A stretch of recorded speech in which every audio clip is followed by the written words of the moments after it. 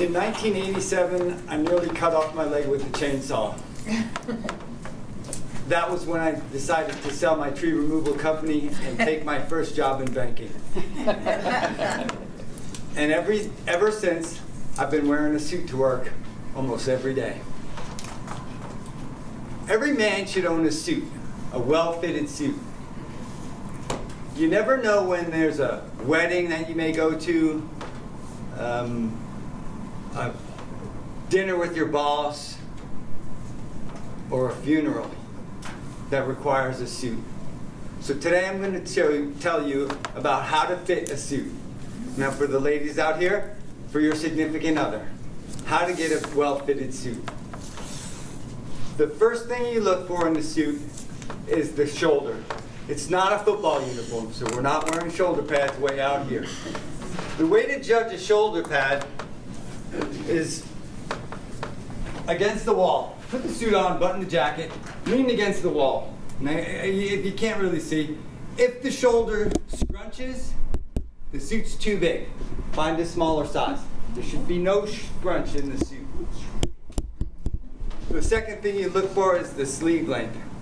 The sleeve should be just long enough that you can barely grab it with your fingertips. Now some say the sleeve length should be just short enough that your shirt sleeve sticks out. Actually, for me, this shirt sleeve is too short because it should stick out. But Frank Sinatra would say a ½ inch. So you can do either choice for you. Just grab the sleeve or let your shirt sleeve slip out a little bit. The suit jacket length should be long enough to cover your zipper and cover your butt. Anything shorter than that is too short.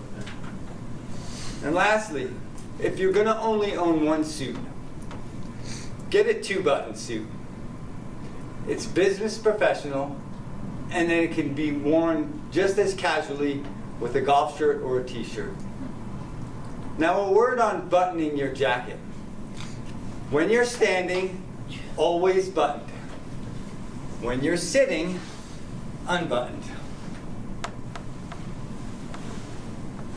Always buttoned when you stand. The second button, this lower button, never. Never button the second button. Now we'll talk about the pants. For a long time, pleated pants were in style.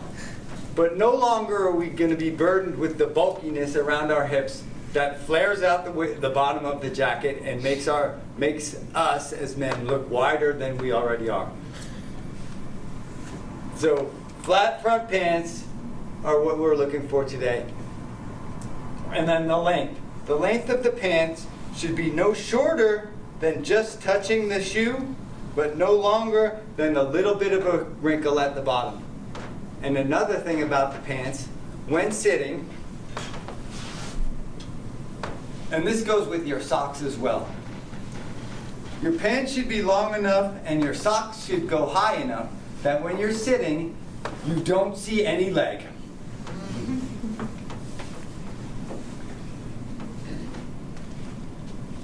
Those are really the basic rules about buying a suit. Shoulder pad, suit length, 2 buttons, never button the bottom button, and the pants flat front, pants long enough. I'm going to give you a couple of tips about the shirt and the tie. Now there's really 2 different styles for shirt and tie depending upon the shape of your head and your face. So for narrow-faced people like me, it's acceptable to wear a wider tie, a wider collar, and a wider knot in your tie. It helps fill out your face a little bit so that it doesn't look as narrow. On a men's shirt, a narrow person or a thin person like me should avoid vertical stripes. Vertical stripes are going to make me look even taller and skinnier than I already am. So if I wanted to get a printed shirt, I could wear either a non stripe type shirt or horizontal stripes. The opposite goes for men with wider frames and wider faces.